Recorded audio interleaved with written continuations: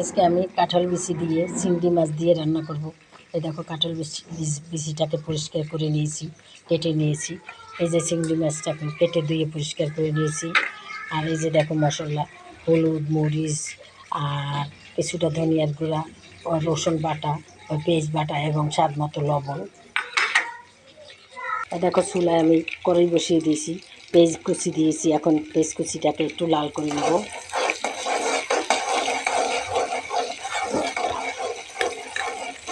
তাহলে তোমরা দেখতে থাকো বন্ধুরা, কাঠের চুলায় আজকে কাঁঠাল বিচি দিয়ে চিংড়ি মাছের রেসিপি। পেস্টটা লাল হয়ে বাদামি কালার হয়ে গেছে। এখন বন্ধুরা আমি চিংড়ি মাছটা দিব। চিংড়ি মাছটা দিয়ে এই দেখো আমি মশলাটাকে অ্যাড করে দেব।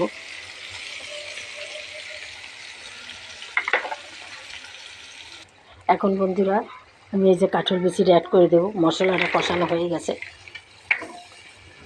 এখন আমি সুন্দর করে নাড়াচাড়া করে দেব। বন্ধুরা কাঁঠাল বিচি দিয়া চিংড়ি মাছ দিয়ে খুবই সুস্বাদু হয়, খুবই মজা হয়। মাংস দিয়েও করা যায়, যে কোনো ছুটকি দিয়েও করা যায়।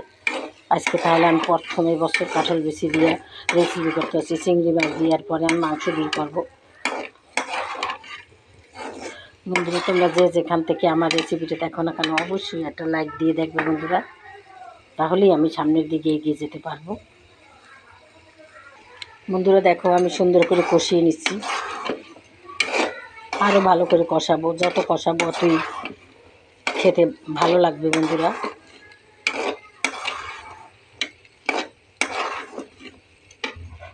কষানো প্রায় হয়ে গেছে। এখন আমি ঝোল দিয়ে দেবো বন্ধুরা কিছুটা। কষানো হয়ে গেছে বন্ধুরা, এখন আমি ঝোল দিয়ে দিলাম। ঝোল দিয়ে আবার নাড়াচাড়া করে দেবো, দুটা কাঁচামরিচ দিয়ে দেবো। তারপর আমি আবার ঢাকনা দিয়ে দেবো।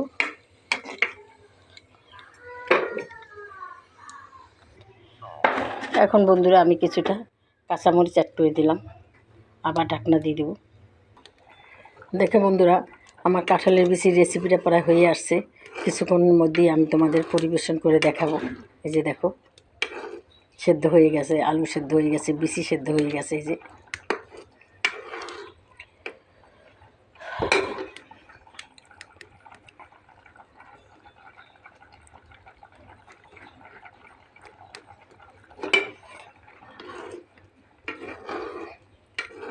দেখতে কত লোভনীয় হয়েছে বন্ধুরা, খেতেও খুবই দারুণ হবে, সুস্বাদু।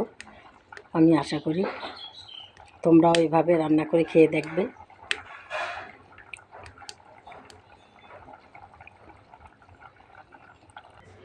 তাহলে দেখো বন্ধুরা আজকে আমার কাঁঠাল বিচি চিংড়ি মাছের আসল রূপ কেমন লাগে তোমাদের কাছে বন্ধুরা। যদি ভালো লাগে তাহলে এইভাবে একবার রান্না করে খাবে।